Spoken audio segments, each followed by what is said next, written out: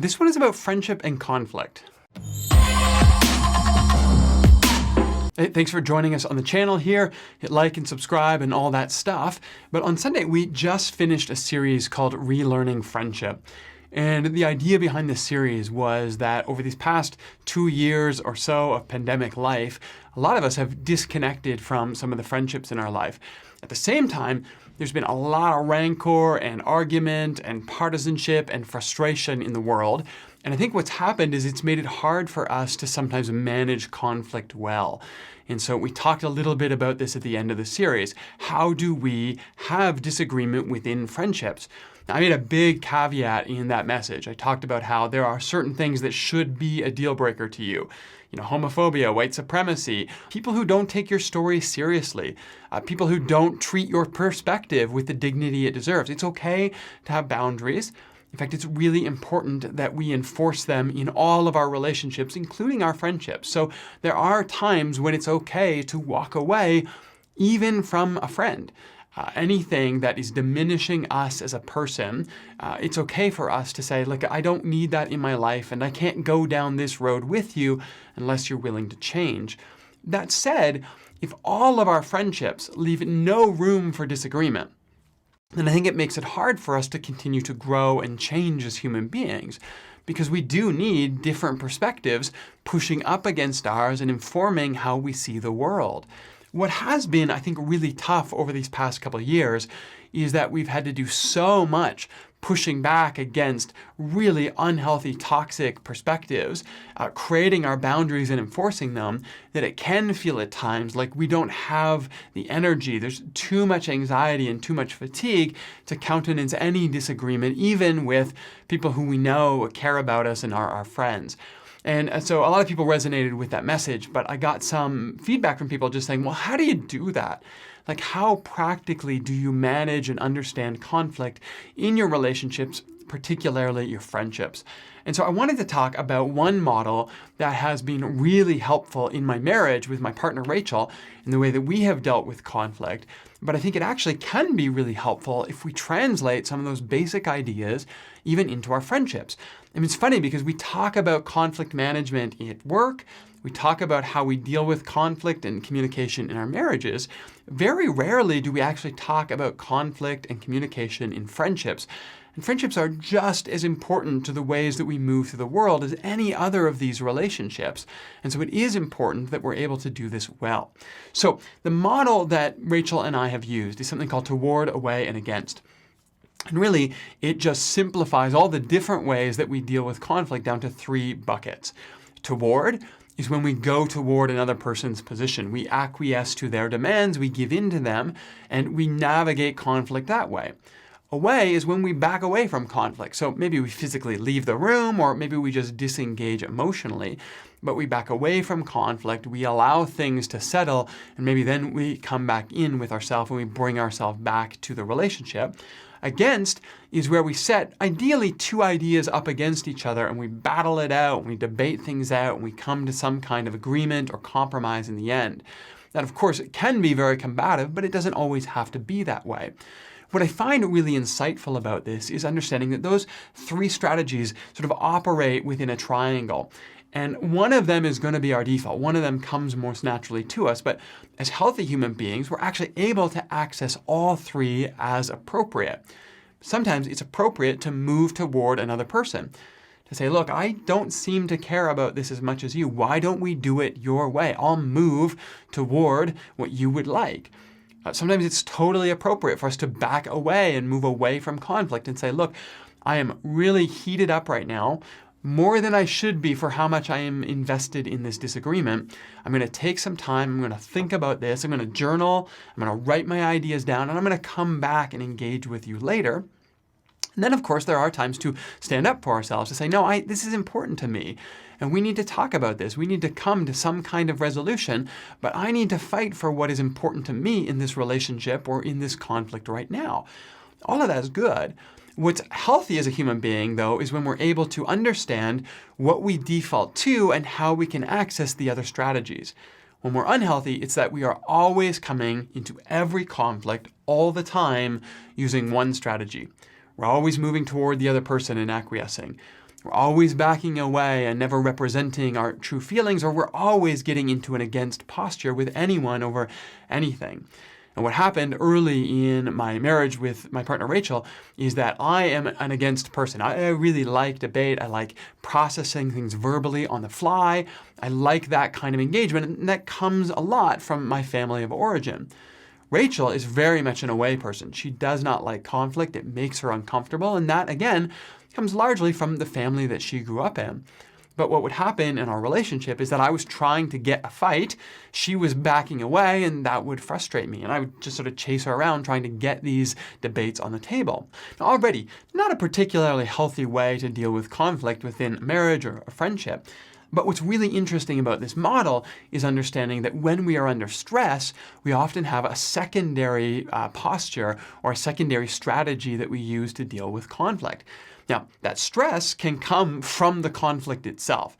Things can get too heated, you can get pushed too far, and you flip to a secondary strategy. Stress can also come from anywhere else. You had a hard day at work, or you've got a lot on your mind right now with school, but whatever it is, there's too much going on, and you actually use a strategy that isn't your natural one. It's your secondary strategy. Well, for my wife, she is an away person. She wants to back away from conflict and let things settle. She likes to process things more slowly on her own before representing her thoughts and views. But if she's pushed too hard, if she's under stress, she becomes a toward person. She will flip and move toward. She'll give in to the other person. I'm an against person, so I'm trying to have the debate. I'm trying to get us to put our ideas on the table and wrestle them out. And I push her so hard that eventually she just flips to toward and she says, fine, let's do it your way.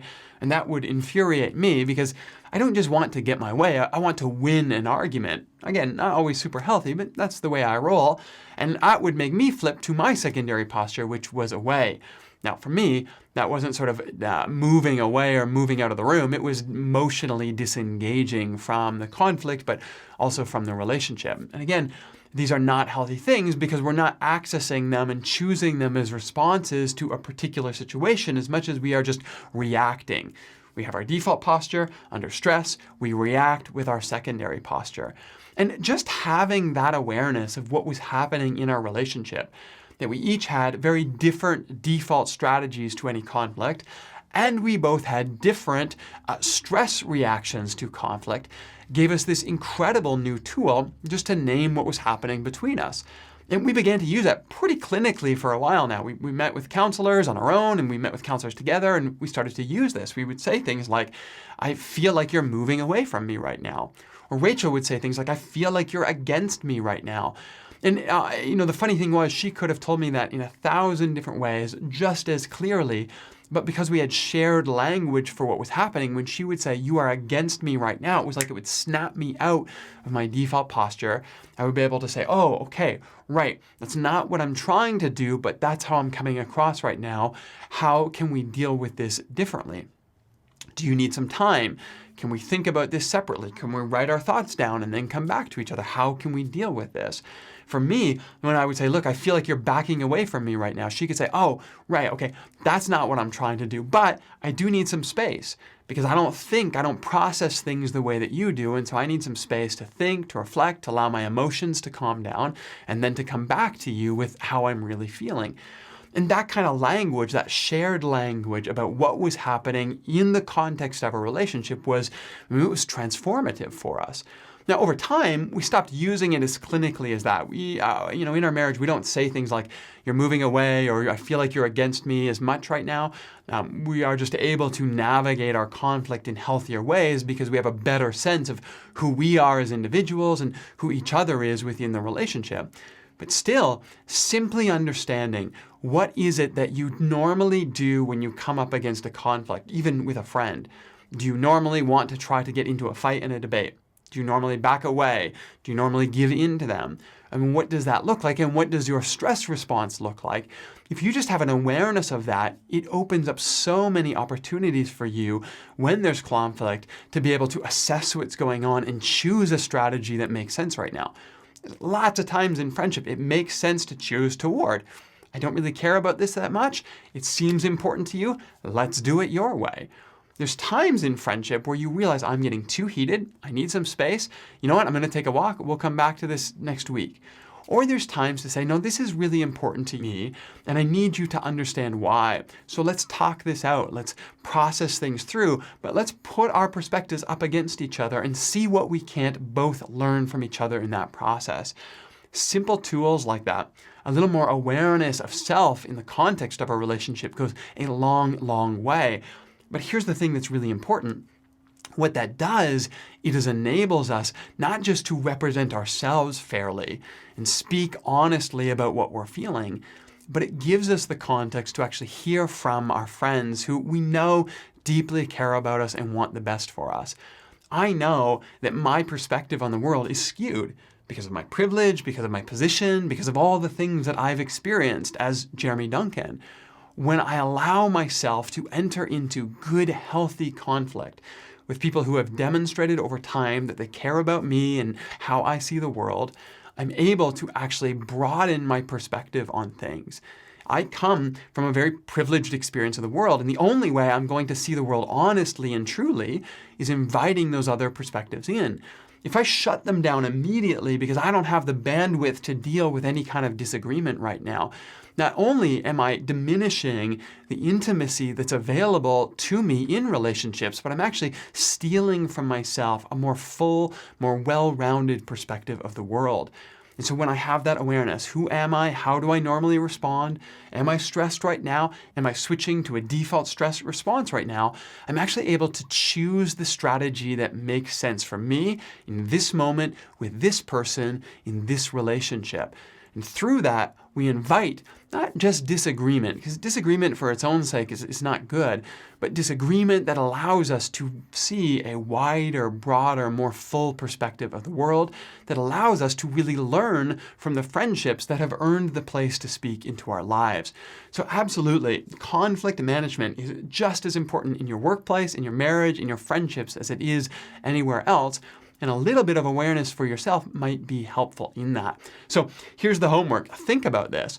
When you find yourself in conflict, what's your default response? Toward, away, or against?